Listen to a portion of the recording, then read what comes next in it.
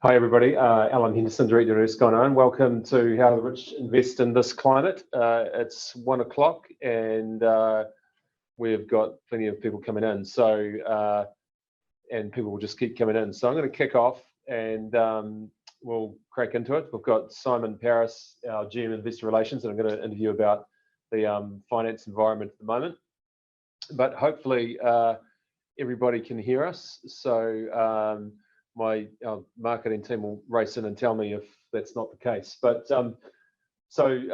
just as an overview, pretty interesting environment that we're in, where we've got interest rates climbing, residential prices, house prices softening. We've had floods, we've had cyclones, and we've got an election year, and we've come out of COVID, and we've got inflation that's been going up pretty rapidly.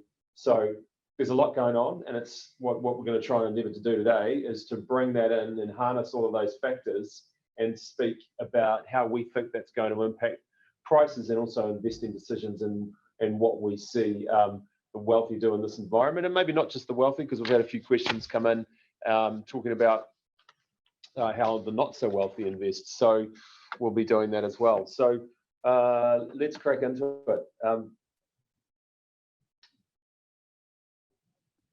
So two parts to today. Most of it will be in part one. What should we do amidst this economic climate? So how should we act? If we've got property, do we hold? Do we sell? What do the wealthy do? And should we be buying? And if we are going to invest, secondly, if we are going to invest, how do we invest wisely in this current climate?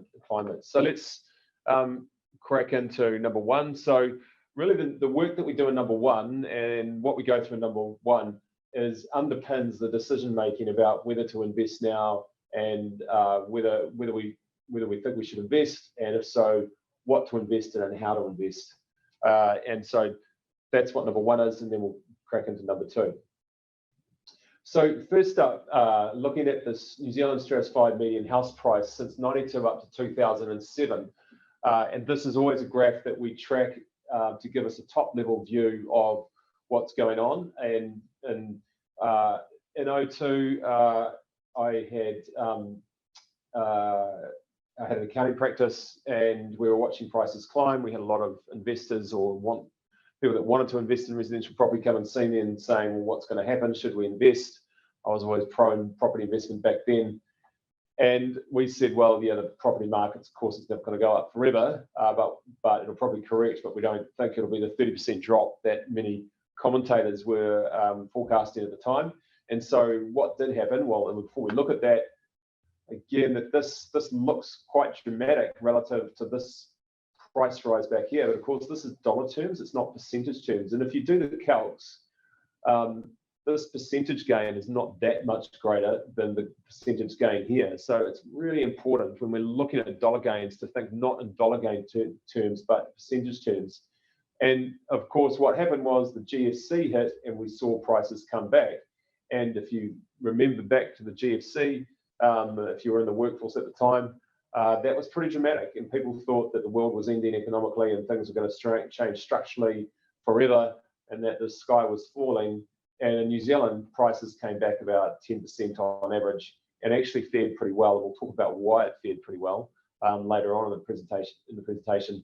And then we saw prices climb again as we forecast they would do. And then, of course, we've had this amazing surge in pricing during COVID.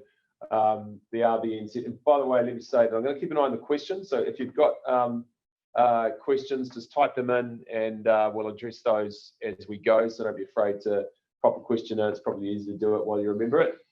And as we went through COVID, access to money, credit, with the Reserve Bank loosening LVR, rates saw prices just jump dramatically, and of course they've come back. And once again, we've seen the media publish the scary stats around, or supposedly scary stats around what prices are doing. But of course, if you look at a line of best fit, you could argue that prices have really just come back to what we'd say is a normal rate of gain. But again, it's not unexpected that prices were going to flatten off eventually. Something had to happen. But what we're seeing is nothing out of the norm. So we saw a dramatic drop in demand back in the GFC, not so dramatic in terms of prices. Felt ridiculously scary for a lot of people at the time. We always said, look, it's not that scary, and it's going to come back because of structural issues, and that's exactly what happened. Same rule applies, we think, right now, that yes, what's going on seems quite dramatic, and in some ways it is, but from a long-term perspective, it's BAU for us. We've been here before. We've been running this business 15 years. We've been investing for 20 plus years and advising on property investment for 20 plus years.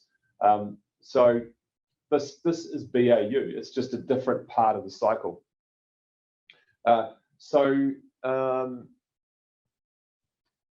Let's jump into what I want to do now is jump into the demand side of the equation. So that's looking at the top level. What we like to do is look at the balance of demand and supply. So the way that we met, because if demand is outstripping supply of housing, and we'll start with housing instead of commercial property, if demand is going to outstrip supply, then we're likely to see prices go up. So how do we measure demand? Well, the best measure we think the best measure is sales volumes, national sales volumes. So what we've got here is sales volumes, and as you can see that coming during COVID, and while credit was more easily accessible, we saw sales volumes pick up again, not where they were in 03, 04, because again, we've got LVR restrictions, so it's still not as easy as it once was. But we did see a spike in demand, and now of course it's come back again because interest rates have gone up. The serviceability criteria are more difficult to meet, and so we've seen sales volumes come back. So that's all very well and good. So we can see what demand is doing, but what is driving demand? So there's a couple of main drivers that we track, and the first being net migration.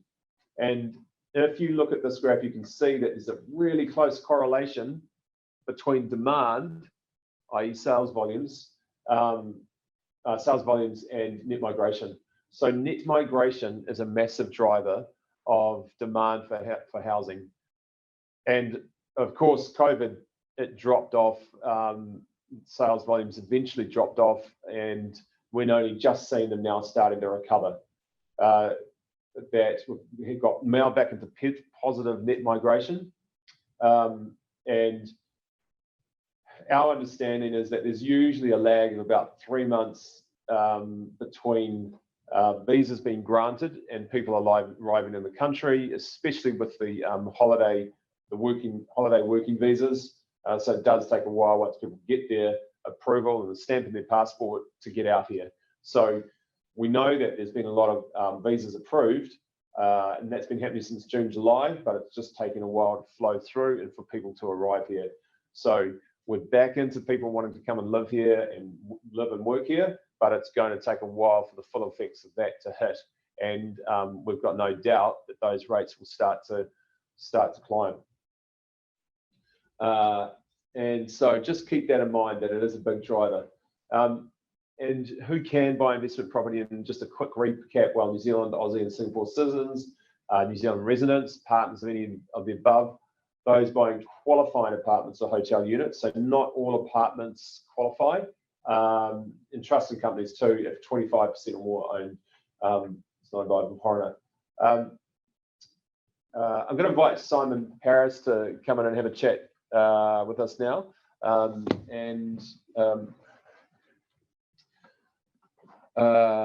Simon, hi Simon, GM of Investor Relations, who's recently joined us. Now Simon's come from the finance world, and so it's quite relevant for him and understands this space. So Simon, if you want to take us through this graph in terms of the part that interest rates play with demand, whether it's a driver or not. So right.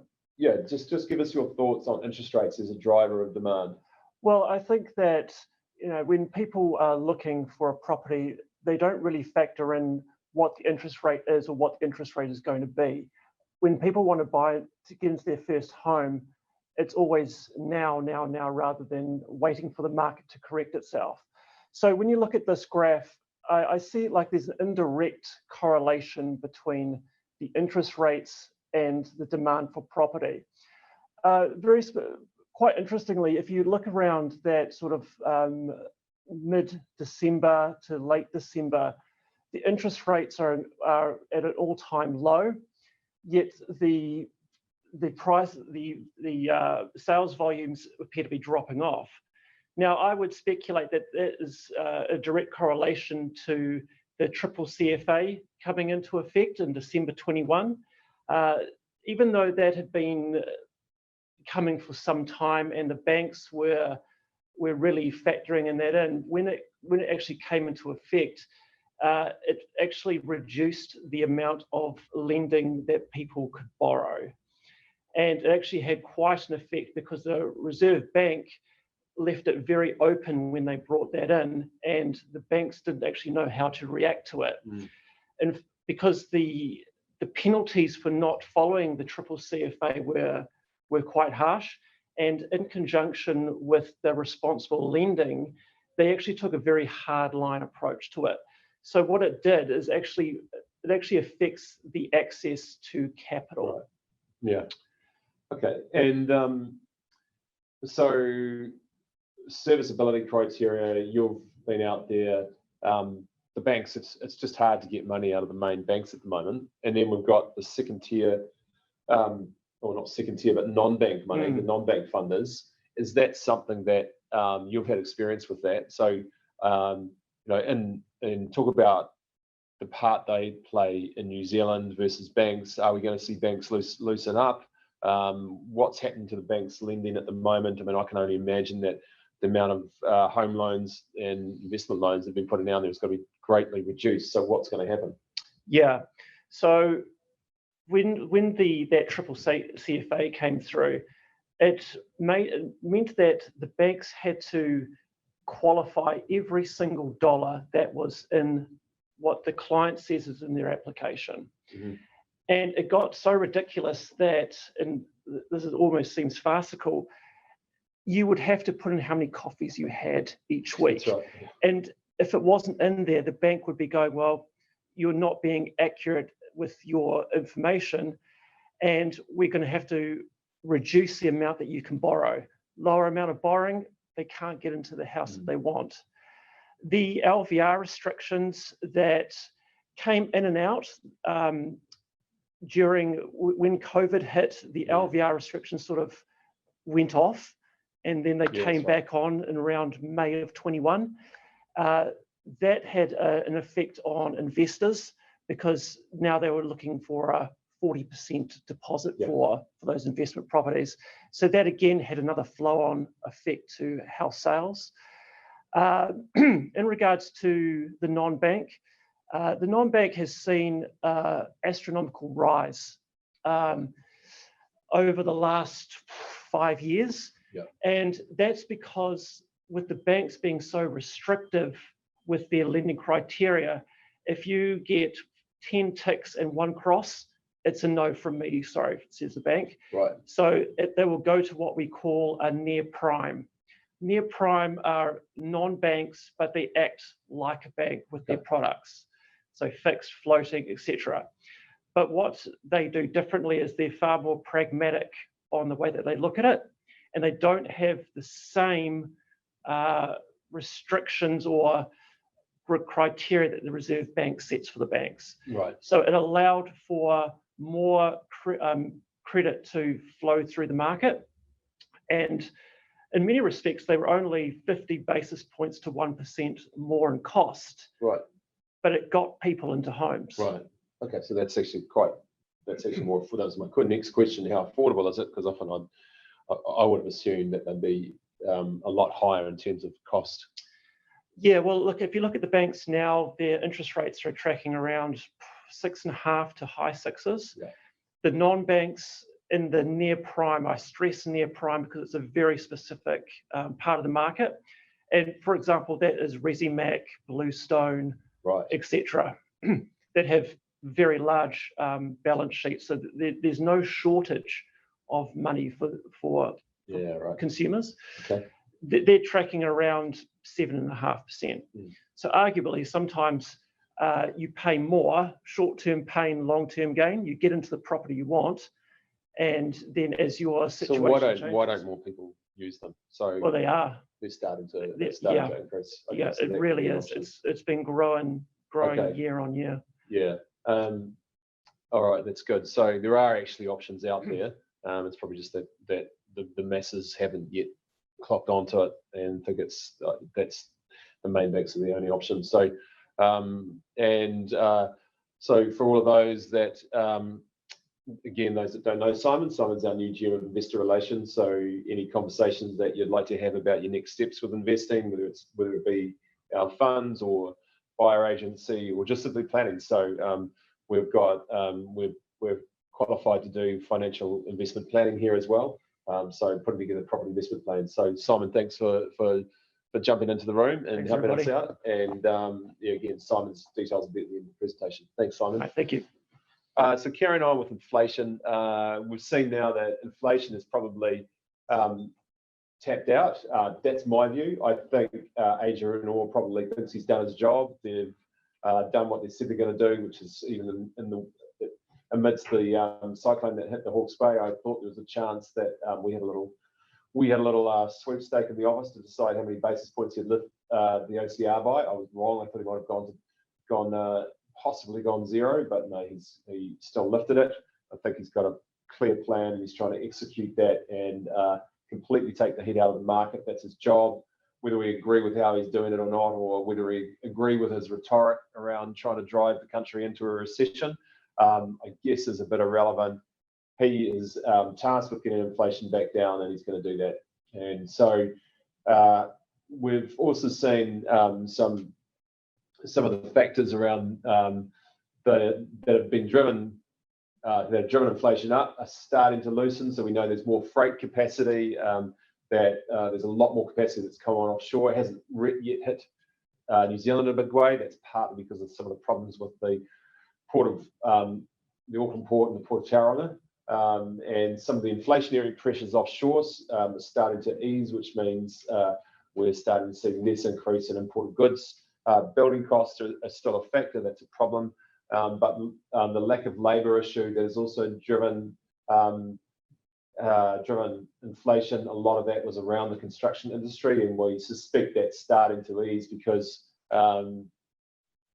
we don't think it's starting to ease because there are less houses being built.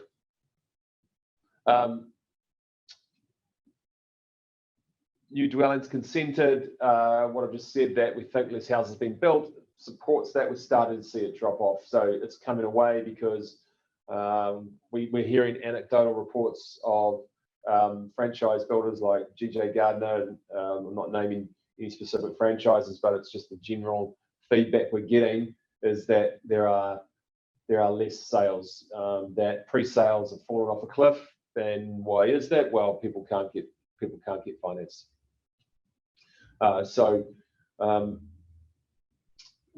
Just coming back to some of the pressures, as I said, freight's now easing. What else have we got in there? Less demand. Difficult to get finance. What Simon just talked about, some of the non-bank lenders, people may be starting to look across the fence and look at that option instead. The affordability is always an issue. It's probably not as bad as some make out. Auckland is not, although Auckland is costly, it's perhaps not as costly when in relation or relative to other cities. So price to income ratio, a little bit old, but it's still relevant, is that Auckland's not out of whack for some of the big cities. So affordability is a factor, but I don't think it's one of the main factors. We still think that it's the immigration and availability of credit that's the main issue. Demand in terms of home ownership is really interesting. It's been progressively coming down. It has flattened off a little bit, but if you look back to sort of 86, 91, where there was a very large proportion of New Zealanders own their own home, that's dropped quite dramatically, and we suspect that could continue to fall. We think it probably will continue to fall because of home ownership affordability being an issue for the homeowners. So that is a factor that might stymie demand a little bit, but not overall. So demand, we've looked at population growth, interest rates, affordability, and availability of credit. So again, population growth is a major driver, as is availability of credit. Now, what I always say is that it's not that there isn't demand, it's simply that it's been held back. So where the population is growing, it's just obvious that the demand for housing in general must be growing because there's more people. So there will be more houses demanded. So why does that not result immediately in house prices going up? Well, it's because that demand from a buying point of view has been held back. It's been held back by the lack of availability of credit or affordability of mortgage rates or mortgage serviceability. We had one question beforehand from somebody that said, it'll be difficult as interest rates will rise and loan payments will double. Should I sell my investment property and reduce my repayments as much as possible? Or should I hold out for a year and wait for the property to go up? The first thing I always ask people when they ask me, what should I do? Should I invest? Should I hold on? Is what are your goals? And we're going to get that into that at the end, because that dictates what you should do. I believe. Are you trying to build your wealth? And if you are, then why did you buy the property? Well, you bought it for wealth creation over the long term. Well, I believe that's how you should invest for the long term. And so in doing that, when you plan it, I believe we should be looking at being able to ride these cycles out, knowing that over time, if we look back at that median house price growth, over time, if you hang on, you're going to get gains and prices will go up. So we talk about what do the wealthy do in this environment. It's really simple. You get your name on a property title, and you keep it there.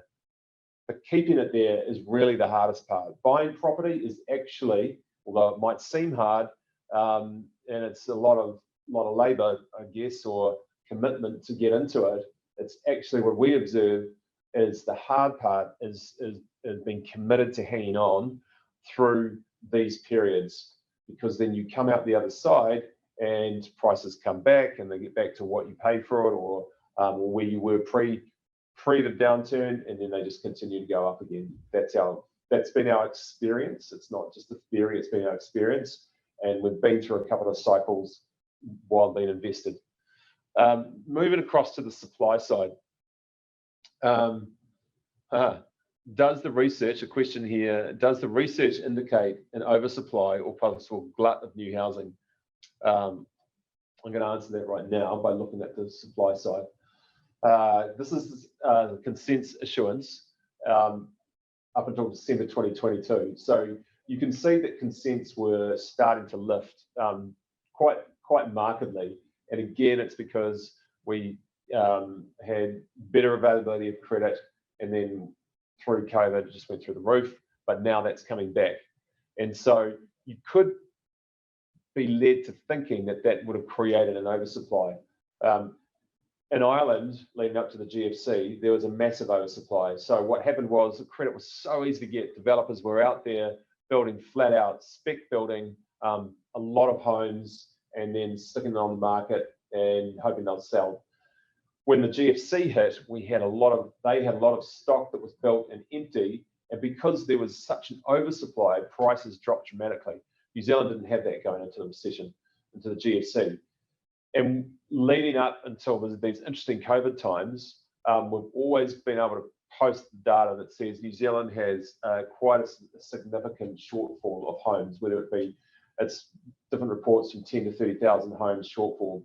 And so we came into, I'll talk about it now and we'll come back to it. So we came into why did New Zealand actually perform quite well from a housing perspective, and we didn't have the unbelievable financial fallout that the States had, was because we hadn't had the loose monetary or lending policies that the US had and liar loans. We were a lot more, our banks were a lot more conservative, and that meant we didn't have a lot of oversupply coming into the GFC. And then, of course, buildings shut down and it hibernated, and we went up to the UK and said to 200 people in 2011, there's a lack of supply, and everybody scratched their heads and kind of went, that can't be right. Just surely can't be right. But relative to that, I guess pent up demand, there is a lack of supply. And in fact, research supplied to the government, Certified Housing Research New Zealand, I don't know if it exists anymore, stated that there was a lack of supply. And sure enough, as the economy came back from the GFC, that became really evident because the demand was there. It just couldn't be released. It got released with easing lending criteria, and all of a sudden more express demand than supply. And so the supply was playing constant catch up. So now to speak to this latest rise in consents, and remember the consents, they're not built properties. So built properties are quite different. You've got to go and get your consent, and then you go and get your finance. And so you've got these apartment developers that might have consent, but they might not have finance. They may not be building. Regardless, I don't think that equates to an oversupply or supply in excess of demand. That's our view, and I think as we build through this, we'll see that you might gain some confidence in that assertion, because construction costs are still high. It's just very, very difficult to make developments work at the moment because costs have escalated so quickly. So if you've got that annual inflation rate that's been going, then that's made it a lot more expensive to build, which makes it, I guess, it disincentivizes developers. Even if they can get finance, do they really want to be building in this environment because it's costly? It's hard to control costs. Moving along to supply now on the I guess if we had a glut of supply, we would expect to see rental prices be going down, or at least holding constant. And that's not what we're seeing. That's a really significant increase. So rental prices have increased 4% since January 2022. So says Trade Me, and that's a really significant jump. And we don't see at the moment anything abating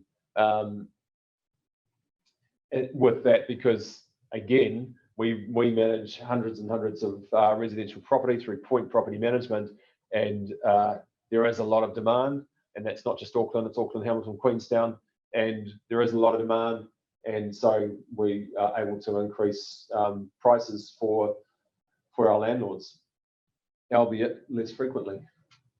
So this is giving you some idea of where that's going on. So Waikato, it's gone up by 6%, Taranaki 14%, well, 10%, Otago 3%. That's kind of interesting. I think Queenstown probably not big enough to skew that, but I'd suspect if we went to Queenstown itself, it'll be massive. Just some more data there, and this presentation will be available. So for those that want to grab that and have a look at it, I'm just going to have, excuse me a minute, I'm just going to have a quick read of quite a long question. Well, that's more of a comment.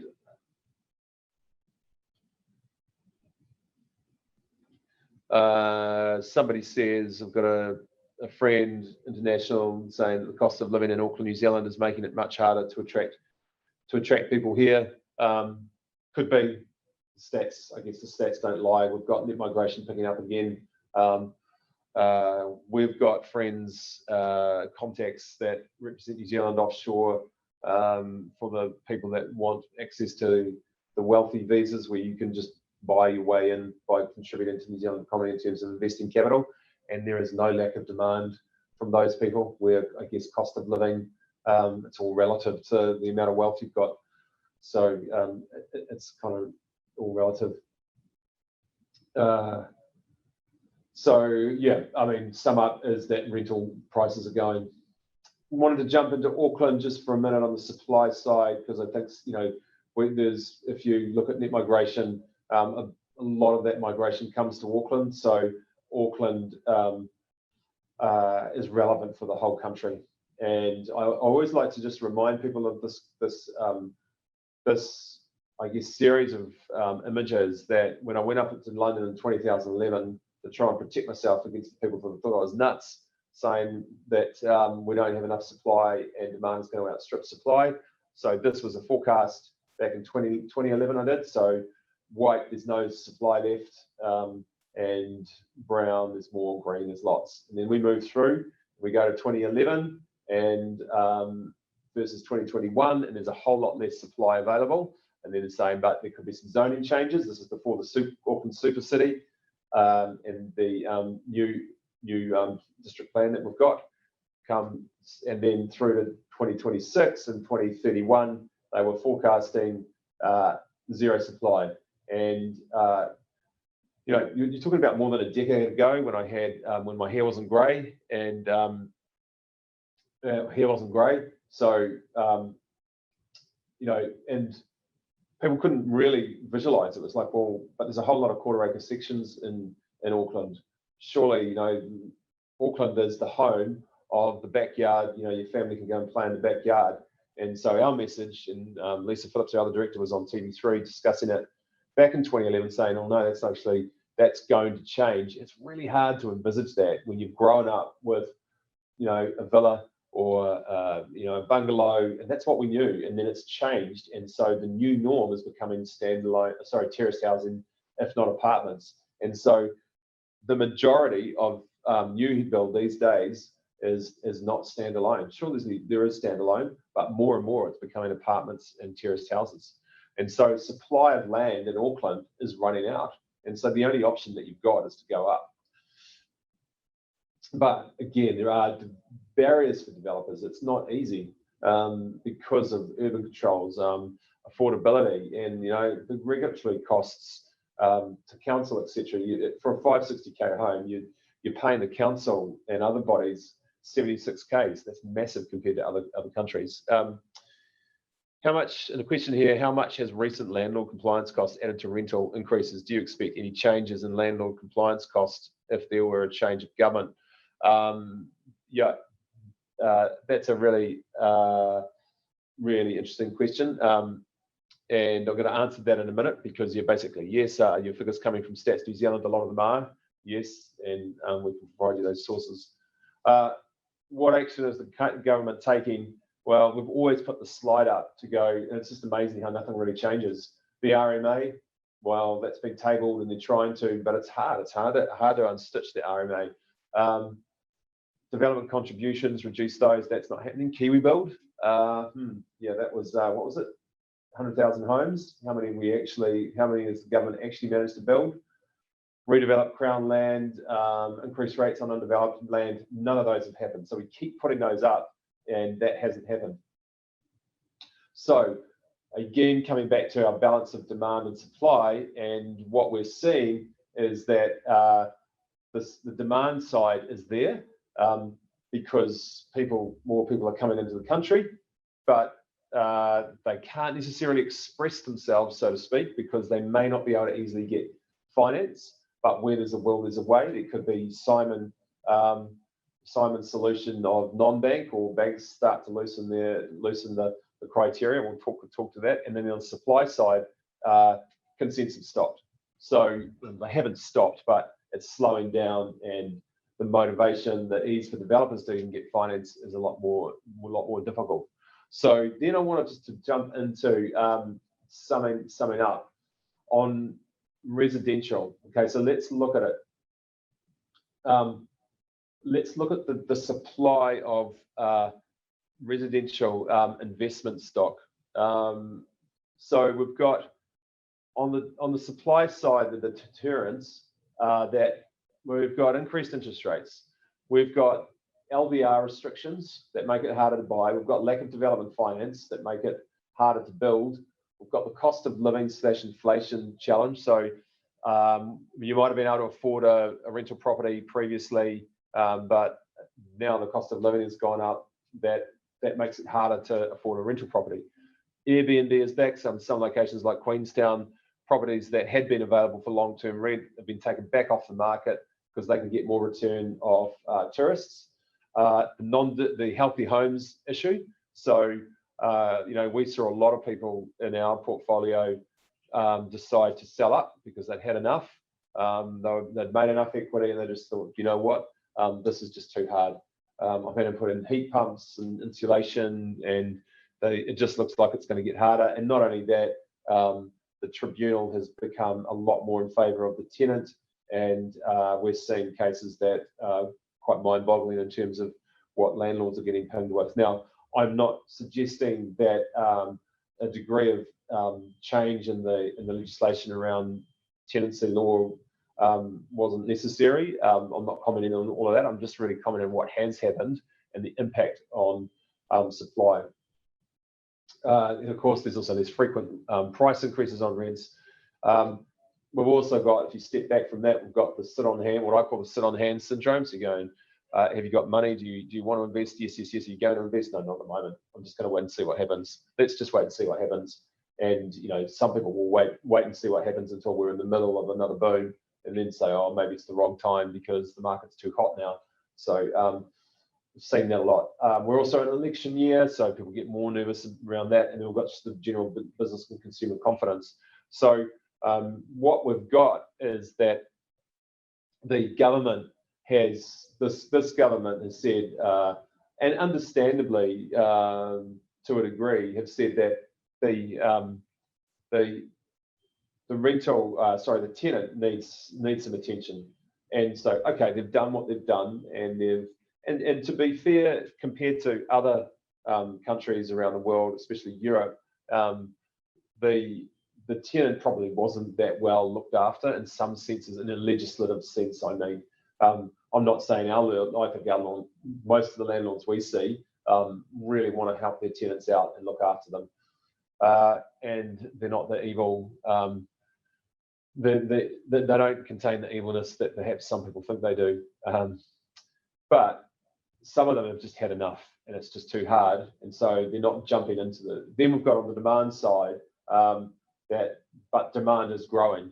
And so I think we're going to see a real problem coming towards the end of the year, where prices are starting to pick up more rapidly on rental price increases are picking up more rapidly, and the government, whichever government, whoever's in at the time, may well have a problem.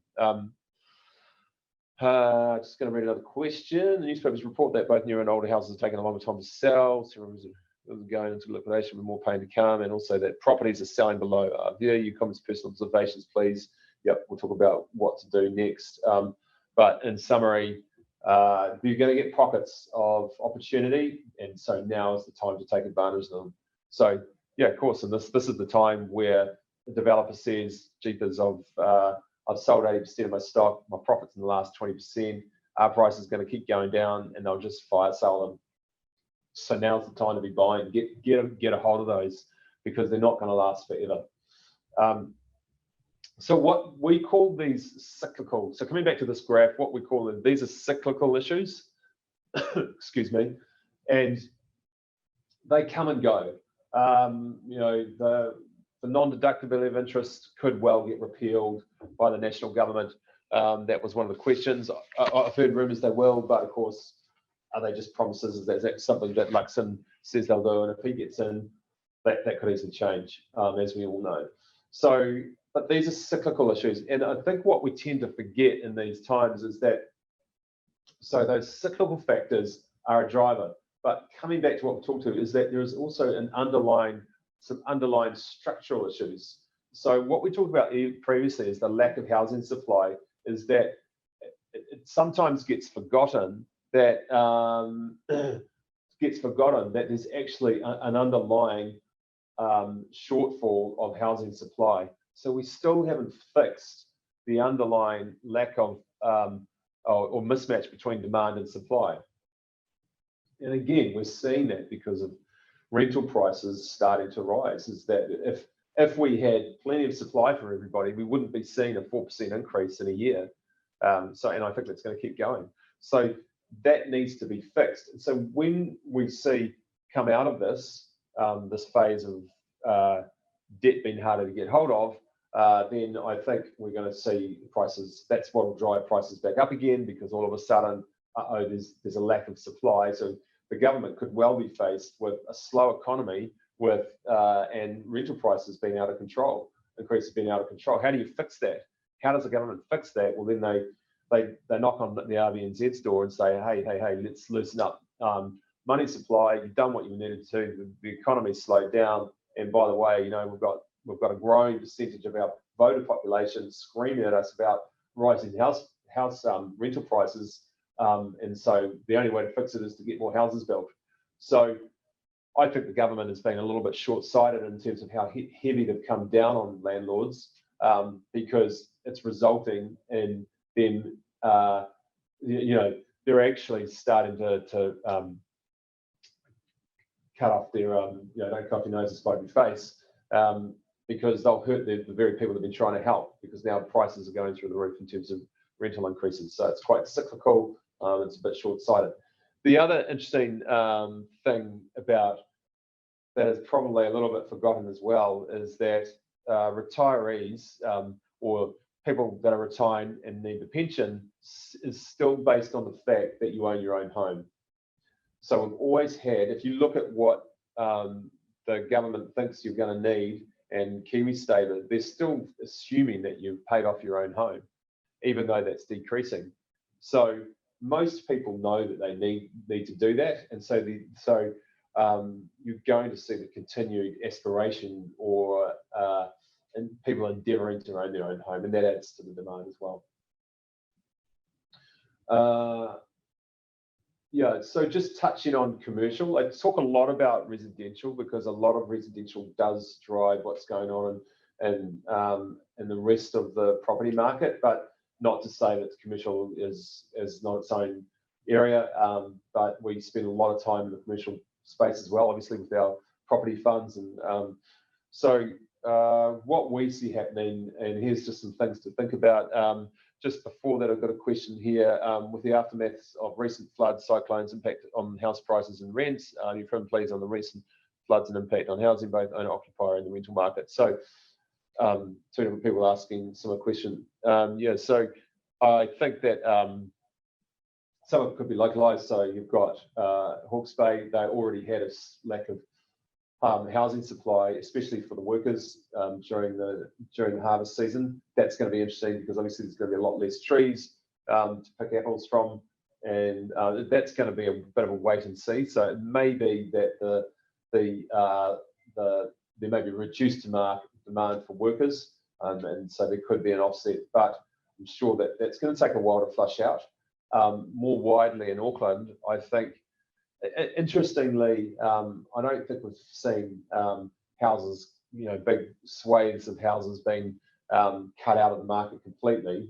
It's, you know, again, we've got a direct insight to that with managing hundreds of properties, is that the damage has been quantified, and it's about getting builders in to remedy now.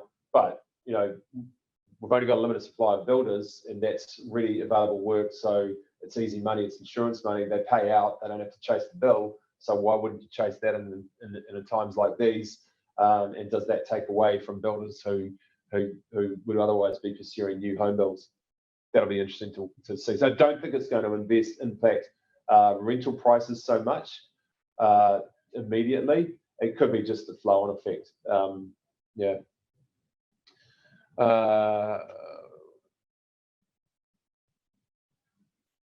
Really interesting question. Retirees and disabled people need specialist housing, such as single story or wheelchair access or wider corridors and doors, which the modern houses lack. Do you know of specific builders or properties built to suit private landlords, not retirement villages? That's really interesting. So it's quite big in Australia. So we've been doing some research on that ourselves, where there's special accommodation for allowances for people that build disabled housing. It's a really interesting space. So there's the mentally disabled people, if that's the right PC word, forgive me if it's not, they're not really well catered for. So a lot of those people end up in nursing homes where some of them want to be independent, and they may not be as advanced in terms of mentally, but they can get out and catch a bus and do some work, but they still need some care. They want to be in houses like a flat environment, but that's not catered for in New Zealand. and it's whereas in Australia there's legislation. So I think that's an evolving area and one that we've got a keen interest in, and you know, where we're actually actively looking at the consent around that at the moment. So talk to us about that. We'll talk to Simon about that if you want to know more about that. Yeah, so that's a really interesting area because Australia is a lot more advanced in that space. Back to commercial, office workers returning to the office. We just picked up an office block in Christchurch that's going into our growth fund at 8.5%, $7 million property, fully tenanted, and we anticipate that we'll get rent increases. And then why have we bought it?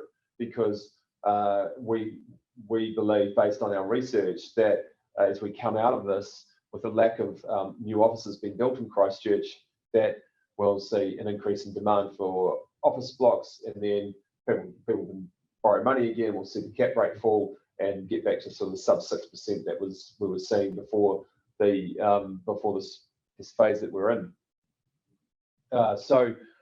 And we're not overly concerned about the work from home phenomenon. It's absolutely here to stay, but I think people are finding their feet with it. So the whole thing, we can work wherever you want, whenever you want, that works for some businesses, and it's great, but I think it's hard to create a culture when it's full-time work remote.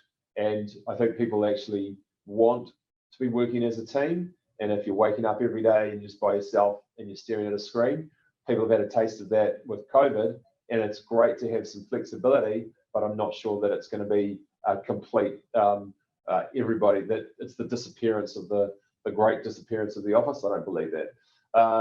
And then we still need to eat and live, so there will be demand for commercial property. It's what I'm more interested in is the fact that the supply has massively slowed down. So we still need warehouses, we still need office blocks. Strip retail scares me silly, so I don't pursue that. Big retail format is I think viable. But again, we've seen that slow down in the commercial space. You've seen people, I guess just a readjustment in that space. We're not seeing lots of mortgagee sales happening. I don't think the bank likes that term being bandied around. We know that anecdotally, again, that there are large landlords who are maybe breaching their banking covenants, not because they haven't got equity. It's just that they're breaching the covenants, and they've been told to tip more equity in, or if you can't do that, then start selling. And it may be that they've got to put a number of their properties on the market to release the equity they need to shore things up. So it's not it's not panic stations, but they're going to have to sell, and the bank's making it clear that they need to do that. And so at the moment, there are opportunities to negotiate well. So you know, that's I think how we got that deal in Christchurch, because we could negotiate. Whereas 3 years ago, it was just nuts. You had to get your offer in really quickly, and you didn't have that option to negotiate. So yes, there's going to be some great deals where people are desperate, but and we're interested in those and we're pursuing those. But I think the majority of the deals to be done where you can negotiate terms and prices really well and get the prime properties, and that might not have been as easy to get pre this environment that we're in. Hawke's Bay, what's going to happen down there? Again, a bit of a wait and see. It just depends on what we see flush out in terms of apple orchards and other crops, and what demand there will be for cool stores. We've lost cool stores possibly down there, but it may be that they're not immediately required. I suspect that what will really happen is that there'll be growers down there that have been owning their own cool stores that will need to sell up to release equity to get there. Bearing in mind that there's some pretty big private horticulturists down there and other agriculture sectors who have done really well and own a lot of land. And it may be that to keep the orchards going, that they've got to release some equity by selling land, and there could be some deals to be done. But you need to be very careful about who you take on as your tenant. I think there's a lot of DD needed to be done on a tenant, and I can absolutely speak to that from first-hand experience, having just sunk a significant amount of money into due diligence on a property that we didn't progress with. We just couldn't get comfort with the tenant. So, and you know, DD money well spent. And yeah, so similar story really. When will the tide turn? So my question is, how do you kickstart an economy in a recession, and how do you tame rampant rental price inflation? They're two things that I'm thinking about, that we're all thinking about here at Erskine and Owen, saying, okay, we know that Adrian Orr wants a recession.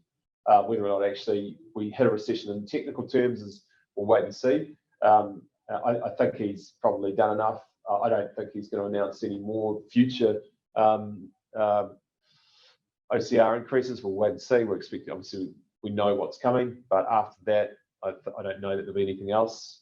So how do you kickstart a recession? Well, historically, they just simply have more looser monetary policy.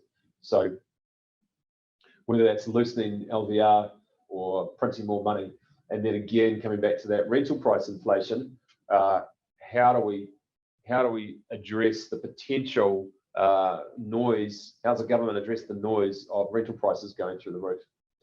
So those are the things that we're watching, and as the alarm of inflation starts to ease and inflation starts coming back, and then I guess the thing that we haven't talked about is that my hypothesis is that banks must have surely seen their mortgage lending just drop dramatically, and I mean it must have, with the fact that it's just so much harder to get money.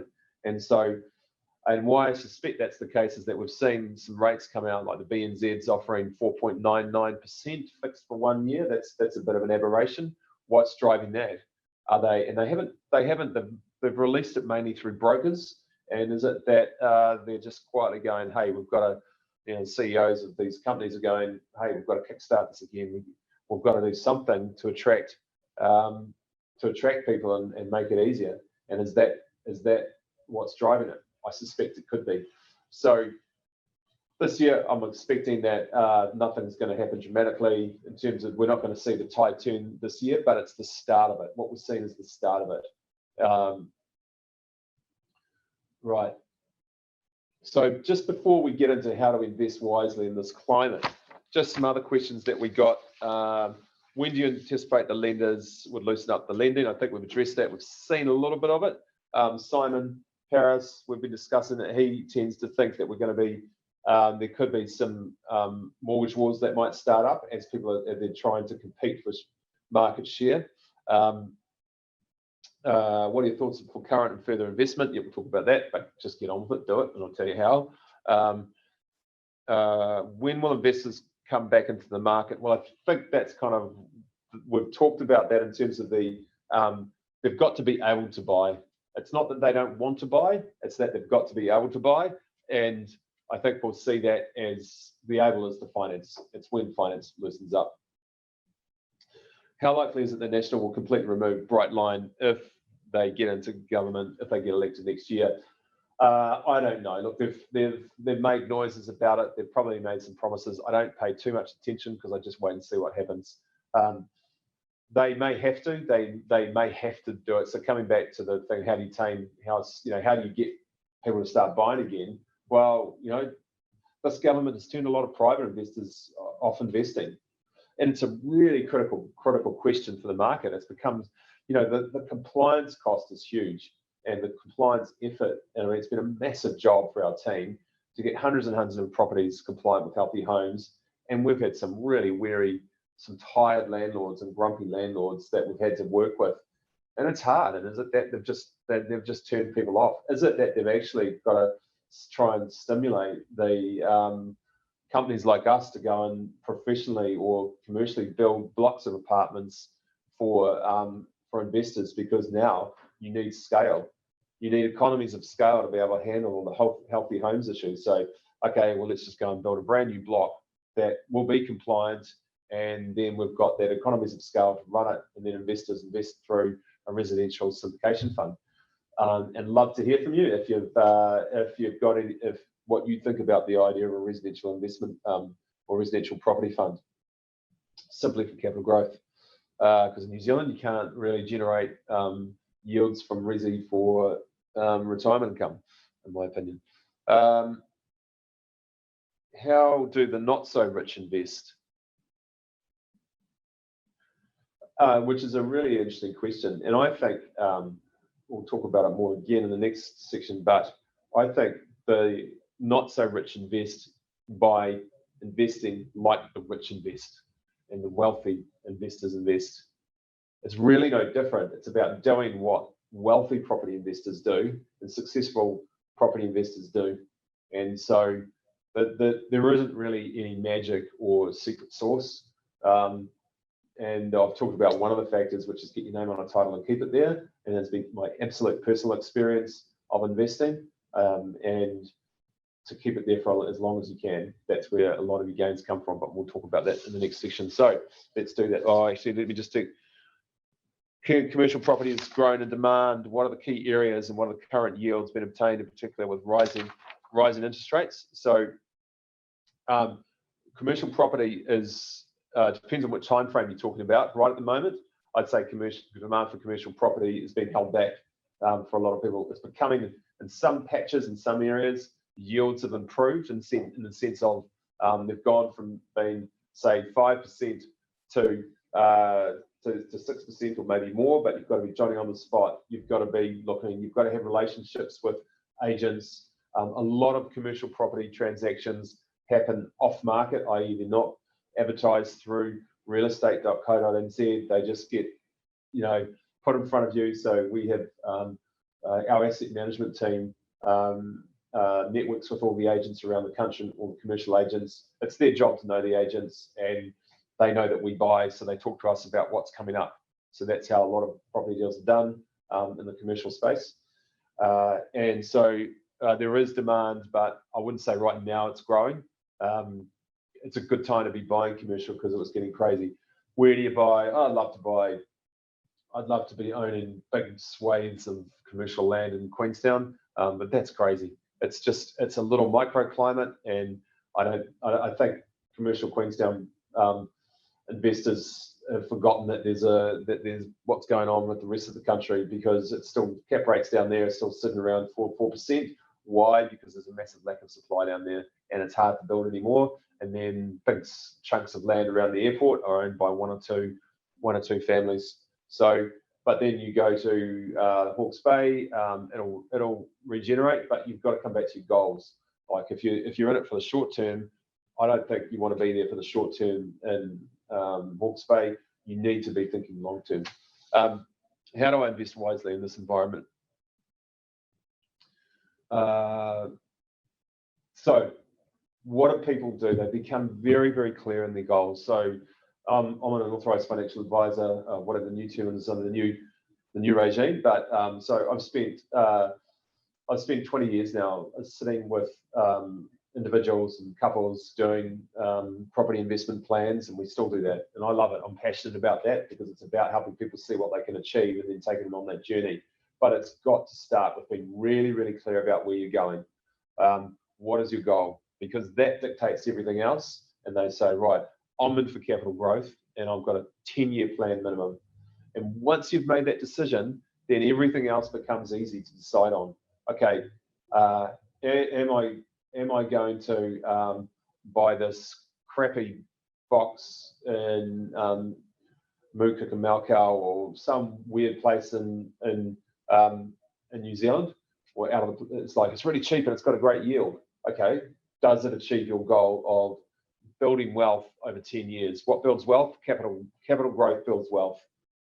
So first and foremost, capital growth is what will grow your wealth base, not chasing yield. I'm not saying yield's not important. So that's just an example of how being really, really clear about the goal.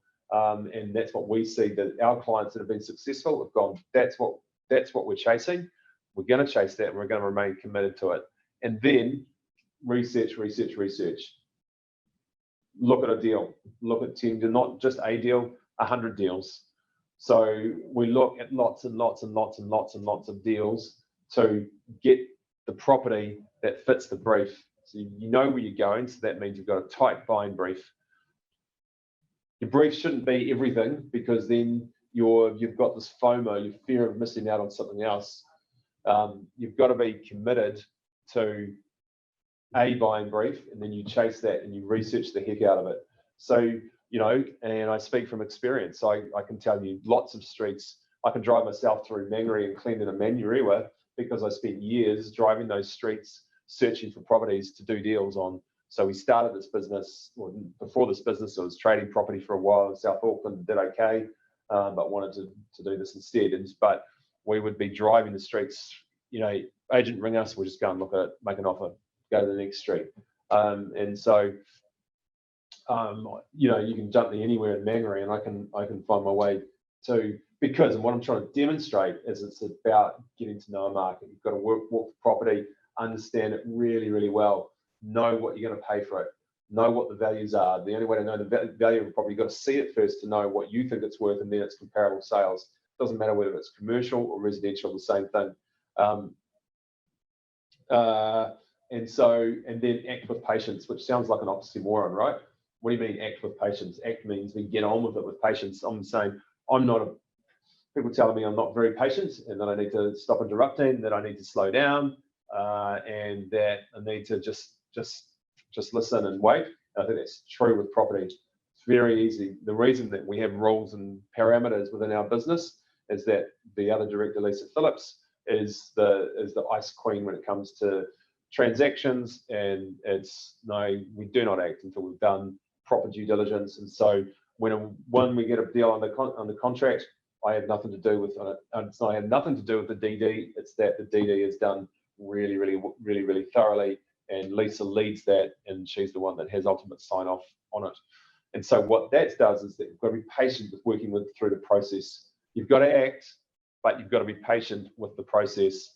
But you've got to act, and then you've got to be patient. So work through the search process, and being patient to get to know the market, to know a good deal when you see one. You just know a good deal when you see it. You know what it is. And I often liken it to anybody doing their job. They can look, like, for example, a ski instructor. They can look, a really good ski instructor can watch somebody coming down the hill and immediately look at the biomechanics of what's going on and know what is going wrong.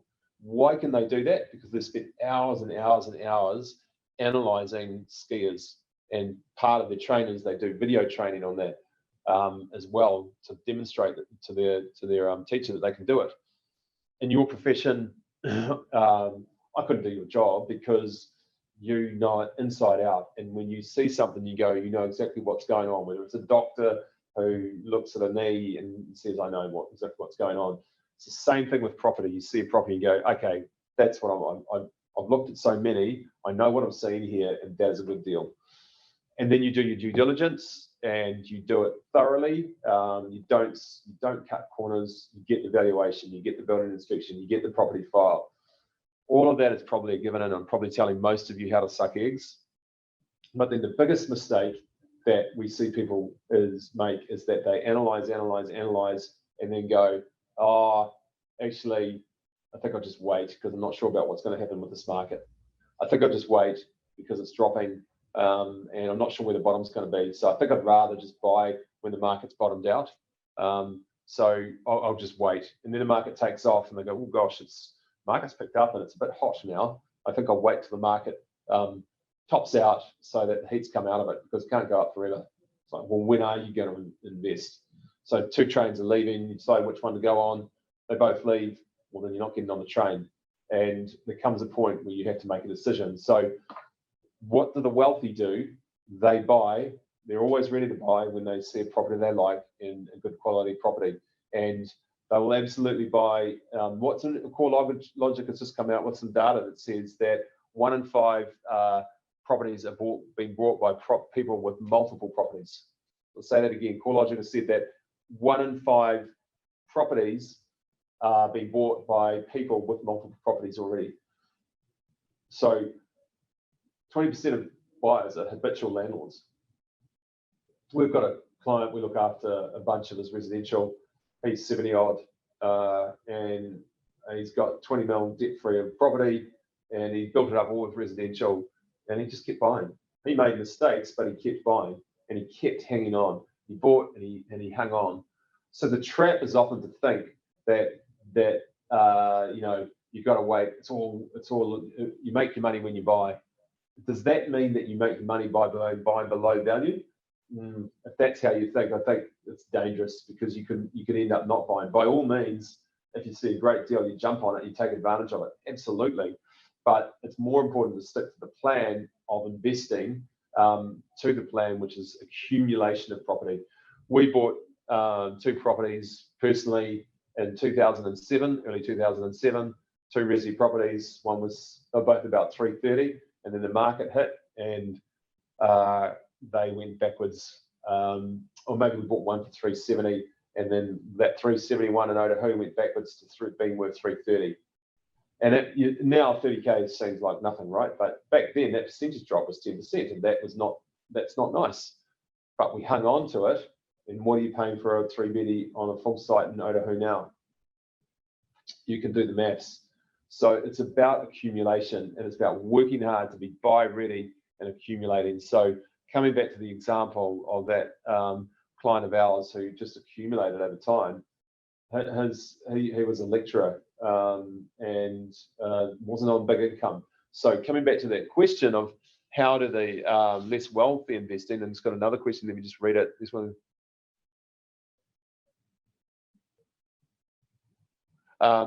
Less wealthy investing, like the wealthy, is a good tip, but how does this fit with many opportunities being restricted to wholesale investors only, including Erskine and Owen? I've got to be careful how I answer this question. Yeah, you do need to, it's actually a wider question. It is a bit of a shame. It's ironic that a lot of the people that could take advantage of wholesale opportunities are the ones that probably, it's unfortunate they don't qualify, so they can't take advantage of them, and they're stuck with retail options, which is a bit of a shame, but you know, that's the legislation, that's how it is. What I would say is that ask us about the definition of a wholesale investor, and discuss it with us and your lawyer, and to find out whether or not you do or don't qualify. So it's not up to us to decide if you do, but I'd suggest it could be an interesting conversation. So you may qualify through the eligible investor route, and so have a chat with us. But yeah, so I wouldn't, but again, be interested in people's thoughts about a residential and property investment fund, but just curious.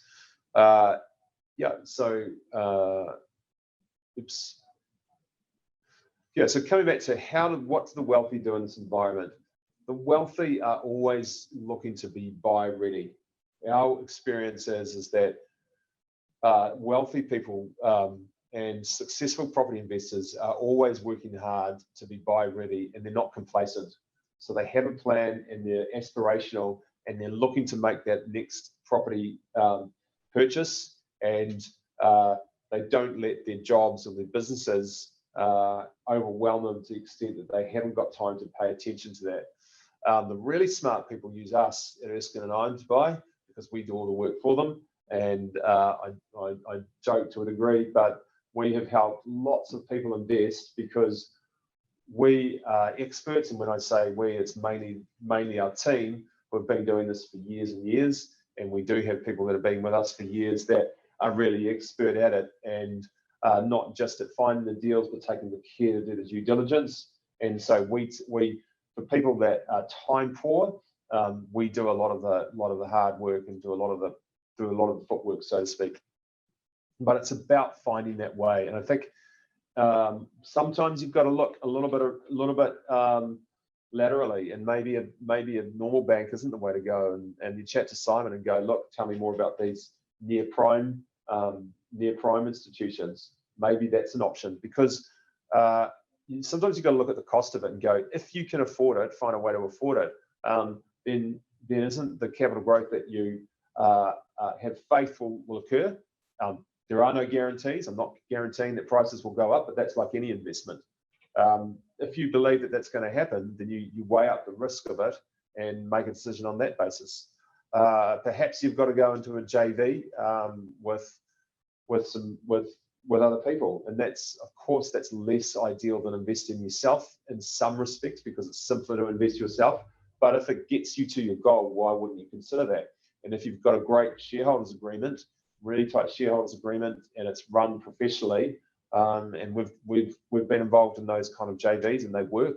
Property is actually a pretty simple, probably an easier thing to do a JV with, because property, if it's set up well and it's well capitalized, then it's not necessarily difficult. Just a couple more questions I think we've got here. How do you expect to pivot, find great deals to generate returns for investors should interest rates reach around 10%? Firstly, anything can happen. So interest rates could reach 10%. I personally don't think they will, because we're already seeing the economy starting to hit challenges with, with what's happening in terms of inflation coming on, and the interest rates going up. So I think we've covered that.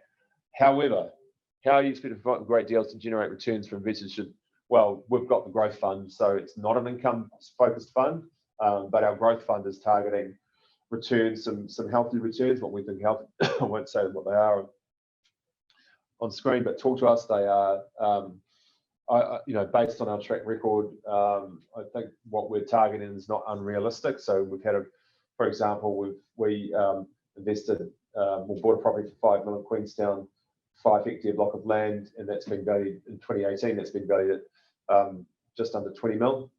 So it hasn't been sold, but it's got that valuation. So it's a gain, unrealized gain on paper, but that's you can work out the returns. That's pretty significant.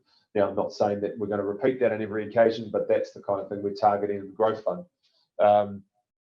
Then you've got the income side of it. So we've got another warehouse under contract, and we're endeavouring to get that out at 8%. And that will be an income-focused deal. And that one's interesting because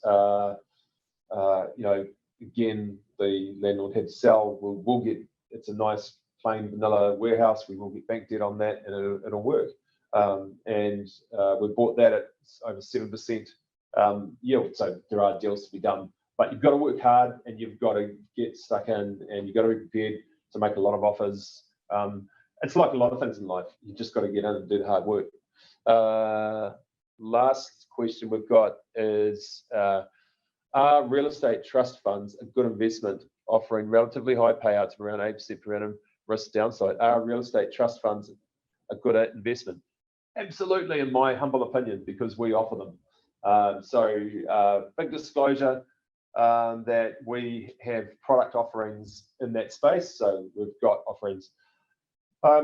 So just talk about those for a minute. The great thing about them is that the positives about them are that you get access to property that as an individual investor, you may struggle to access because you haven't got the equity. So, for example, we did the Heinz Wattie's distribution centre in Hastings, which, by the way, did not have a single leak and wasn't flooded. So we're very grateful, and everybody was healthy, and nobody was hurt, and that we know of down there. So that's fantastic, first and foremost.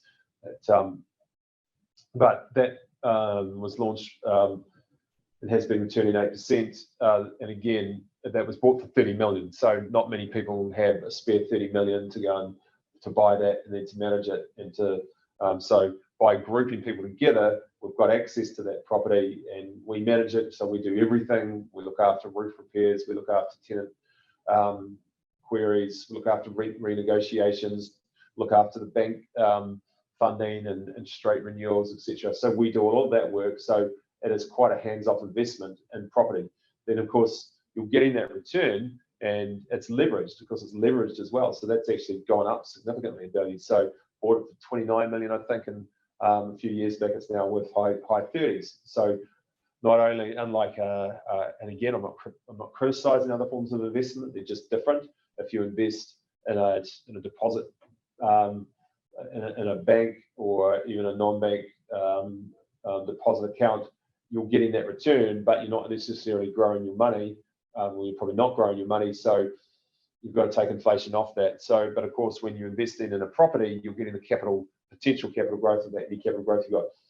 So those are the advantages. And what are the risks? Of course, there's risks.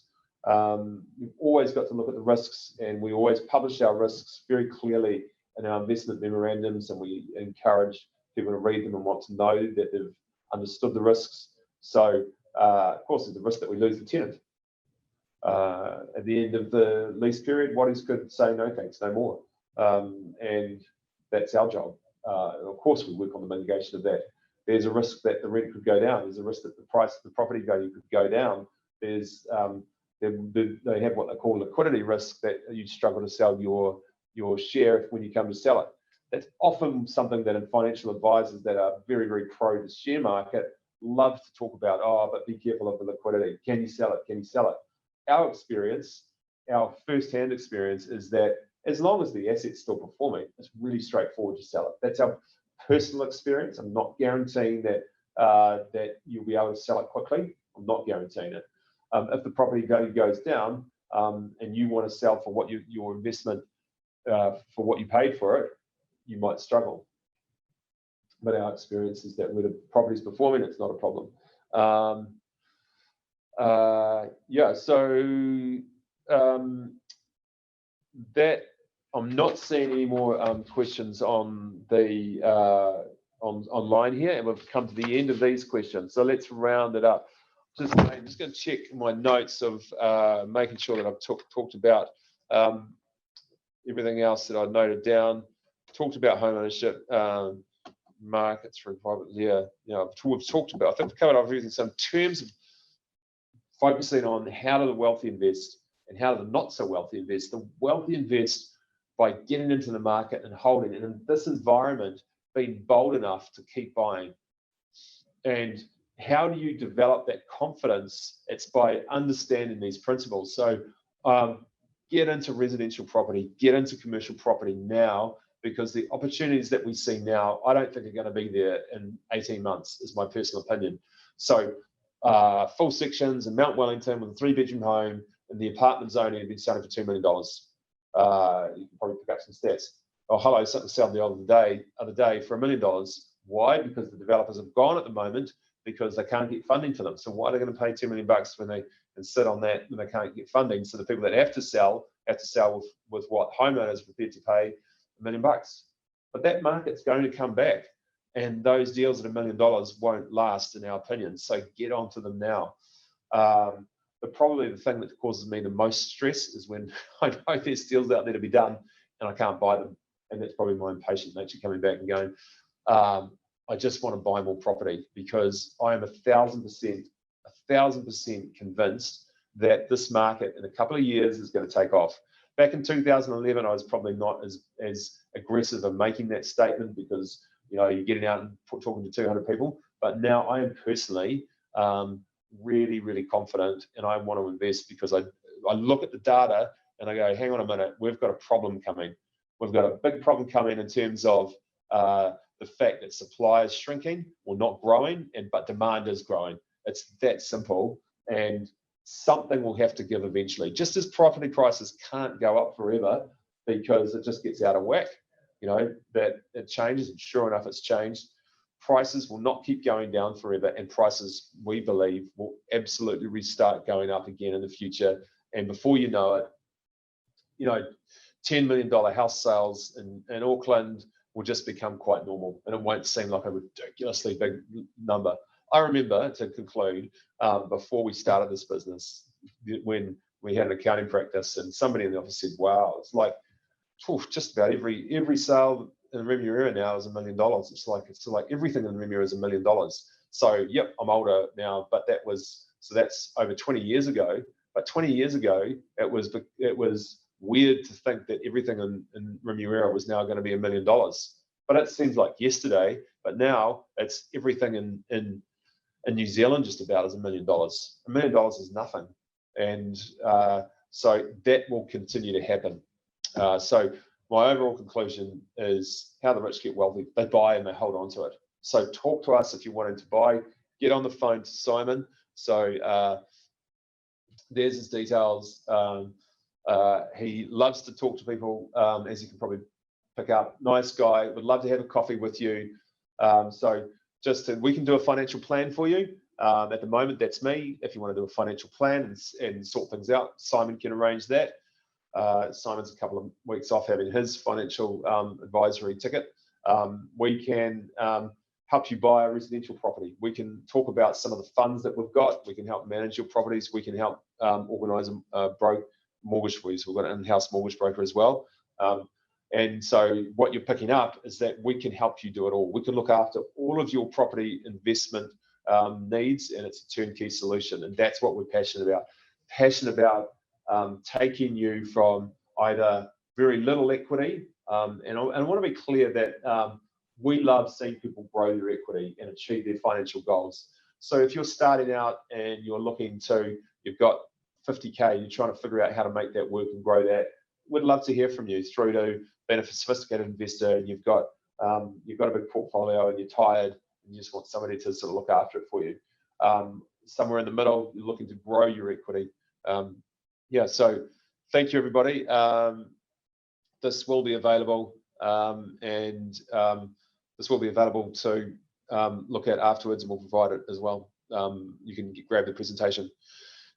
Thanks very much. Get in touch with Simon. Again, easy to talk to. Just give him a buzz, drop him a line. So I'm going to finish the presentation there, and I'm going to bow out and find my way to stop the share. So thanks, everybody. Have a good day.